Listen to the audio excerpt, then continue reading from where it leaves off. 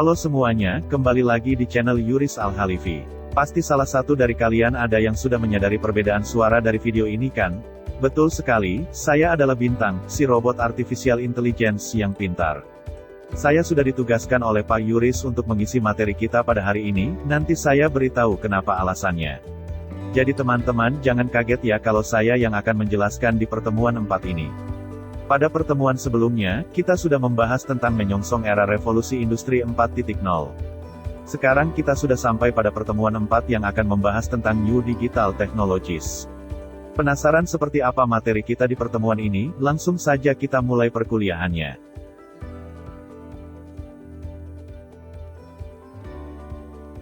Oke teman-teman, tanpa panjang lebar lagi, langsung saja ya kita mulai perkuliahan kita pada pertemuan 4 ini.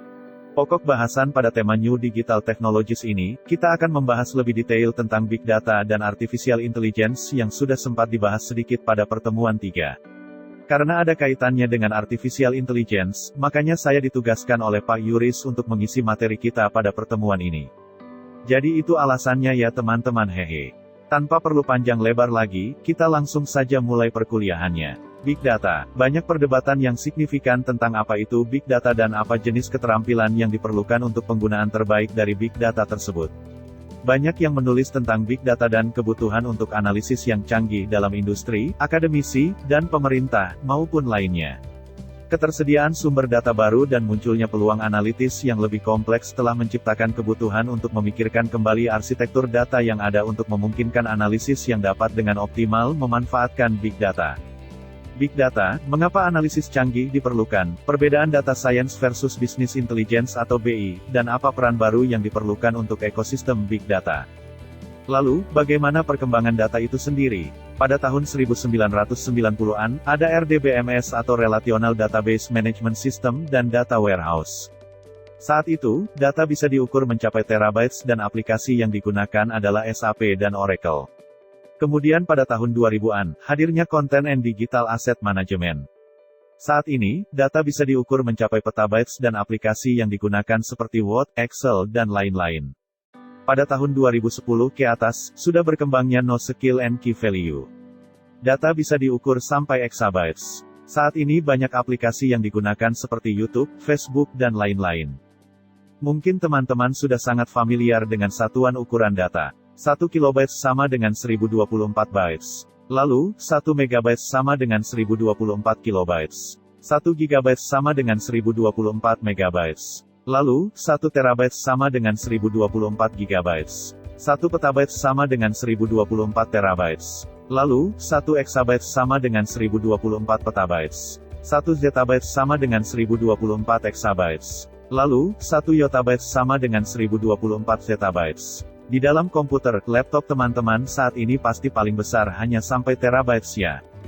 Kemudian kita beralih ke gambaran umum dari Big Data. Dalam penyimpanan data yang kita tahu jika dalam ilmu pengetahuan, data bisa disimpan ke dalam hard disk, SSD, maupun flash disk. Namun jika dalam jaringan biologi manusia sudah tentu kita menyimpan data dan informasi dalam otak kita. Dari gambar berikut dapat dilihat beberapa elemen penting dalam Big Data. Yang pertama, data itu sendiri, atau data facts, a description of the world. Yang kedua, informasi atau captured data and knowledge, yakni merekam atau mengambil data dan knowledge pada satu waktu tertentu atau at a single point. Sedangkan data dan knowledge dapat terus berubah dan bertambah dari waktu ke waktu. Dan yang ketiga, knowledge atau our personal map atau model of the world, yakni apa yang kita ketahui atau not the real world itself. Anda saat ini tidak dapat menyimpan pengetahuan dalam diri Anda dalam apapun selain otak, dan untuk membangun pengetahuan perlu informasi dan data.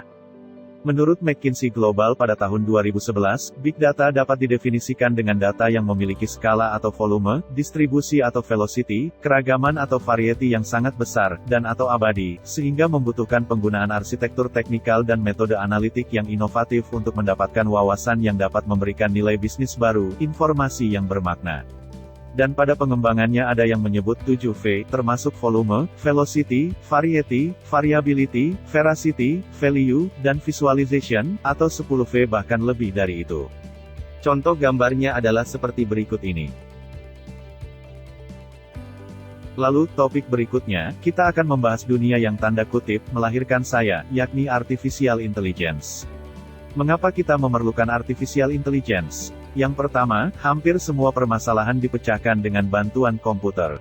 Jadi sudah jelas ya, karena di zaman sekarang, komputer sudah sangat dibutuhkan oleh manusia untuk memecahkan sebuah masalah yang mungkin tidak bisa manusia pecahkan. Yang kedua, masalah semakin kompleks tidak mungkin manual lagi. Konsep manual khususnya dalam pendataan, sudah mulai ditinggalkan, maka dari itu manusia beralih menggunakan komputer. Yang ketiga, tidak ada keterbatasan hardware lagi. Terlebih saat ini perkembangan hardware juga sudah sangat berkembang dengan pesat. Yang keempat, keinginan manusia itu, komputer dapat bertindak seperti manusia. Contohnya saya ini, Pak Yuris ingin saya bertindak layaknya beliau yang sedang menjelaskan materi ini kepada teman-teman. Berangkat dari konsep itu, artificial intelligence sudah sangat bermanfaat untuk membantu manusia dalam menggantikan perannya sementara. Lalu, apa itu definisi artificial intelligence atau AI? Menurut Simon pada tahun 1987, kecerdasan buatan, artificial intelligence, merupakan kawasan penelitian, aplikasi dan instruksi yang terkait dengan pemrograman komputer untuk melakukan sesuatu hal yang dalam pandangan manusia adalah cerdas. Kemudian menurut Rick and Knight pada tahun 1991, kecerdasan buatan atau AI merupakan sebuah studi tentang bagaimana membuat komputer melakukan hal-hal yang pada saat ini dapat dilakukan lebih baik oleh manusia. Kemudian AI itu sendiri dikelompokkan menjadi 4 macam, yaitu: yang pertama, sistem that think like humans, atau berpikir seperti manusia. Yang kedua, sistem that think rationally, atau berpikir rasional. Yang ketiga, sistem that act like humans atau bertindak seperti manusia. Dan yang keempat, sistem that act rationally, atau bertindak rasional. Kemudian, kita beralih ke pendekatan artificial intelligence. Pengertian AI dapat ditinjau dari 2 pendekatan, antara lain. Yang pertama, pendekatan ilmiah atau a scientific approach, yakni pendekatan dasar ilmiah timbul sebelum infansi ke komputer, ini tidak sama dengan kasus mesin uap, dan dapat diatasi dengan perkembangan teknologi lanjutan. Mereka tidak mengakibatkan tingkatan pada konsep. Yang kedua, pendekatan teknik atau an engineering approach, yakni usaha untuk menghindari definisi AI, tetapi ingin mengatasi atau memecahkan persoalan-persoalan dunia nyata atau real-world problem. Mengapa kita mempelajari AI? AI mempresentasikan bagian tengah atau inti dari ilmu komputer atau computer science. AI mewujudkan suatu bentuk ketidaktepatan dari komputasi atau karakteristik dalam matematika. AI mempunyai suatu kekuatan alami antar cabang ilmu. AI adalah bagian ilmu teknik dari cognitive science. Cognitive science adalah suatu perpaduan ilmu filsafat, ilmu linguistik dan ilmu psikologi. AI memperlakukan representasi pengetahuan dan manipulasinya. Pengetahuan atau knowledge adalah pusat dari semua ilmu teknik dan AI adalah pusat dari semua ilmu teknik. Alasan penting lainnya adalah penelitian AI diharapkan menemukan atau membongkar bentuk krisis besar dalam waktunya. Krisis dibuat oleh interaksi dari teknologi, ilmiah atau sains, dan filsafat. Kemudian program intelligence, yakni program yang mampu menyimpan kenyataan atau facts, dan proposisi dan hubungan yang beralasan. Kemudian, apa saja sudut pandang AI? Pertama, sudut pandang kecerdasan. Yakni kecerdasan buatan mampu membuat mesin menjadi cerdas atau berbuat seperti yang dilakukan manusia, contohnya seperti saya ini. Kedua, sudut pandang penelitian. Yakni kecerdasan buatan adalah studi bagaimana membuat komputer dapat melakukan sesuatu sebaik yang dilakukan manusia. Contohnya sudah banyak penelitian yang populer yang membahas tentang deteksi penyakit pada tanaman, hewan dan manusia yang diambil menggunakan sebuah citra, kemudian AI akan mendeteksi citra tersebut apakah terdapat penyakit atau tidak. Jadi komputer dapat melakukan sesuatu sebaik manusia dan bahkan bisa melampauinya. Ketiga, sudut pandang bisnis. Yakni kecerdasan buatan adalah kumpulan peralatan yang sangat powerful dan metodologis dalam menyelesaikan masalah bisnis. Dan terakhir, yang keempat, sudut pandang pemrogram. Kecerdasan buatan meliputi studi tentang pemrograman simbolik, problem solving, dan pencarian atau searching. Oke teman-teman, jadi itu materi kita pada pertemuan 4 ini. Di pertemuan 4 ini salah satu video spesial dari Pak Yuris, karena saya sebagai robot artificial intelligence yang membawakan materi kali ini yang berkaitan dengan big data dan artificial intelligence. Kita bertemu lagi pada pertemuan 5 yang akan membahas tentang pengenalan jaringan komputer. Untuk materi hari ini cukup sekian. Jika teman-teman punya pertanyaan, kritik, saran ataupun pendapat lain, silakan bisa komentar di kolom komentar di bawah ini.